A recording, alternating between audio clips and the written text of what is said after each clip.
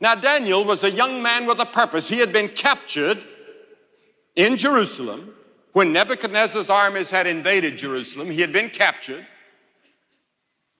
and he was taken 1,500 miles across the Fertile Crescent to Babylon. 15 miles from home, 1,500 miles from home now. No airplanes, no automobiles, days and weeks of travel. But he was determined to serve God. He couldn't have been more than 12 or 15 years of age. And Nebuchadnezzar, the great king, had taken captives from Jerusalem to Babylon and ordered that these young men, in whom there's no blemish, but are well-favored and skillful in languages, to be taught and reared in his court so he could use them. He wanted to use these young Jews because he knew that they had a special gift.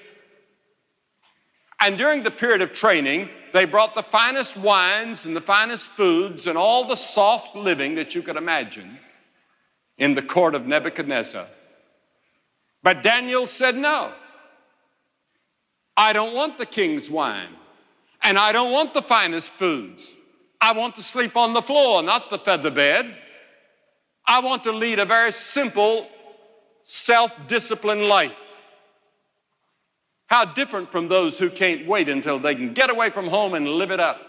But not Daniel. Daniel was far from home, and nobody would know if he did some of these things.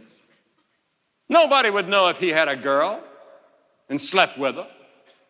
Nobody would know if he got drunk on the king's wine.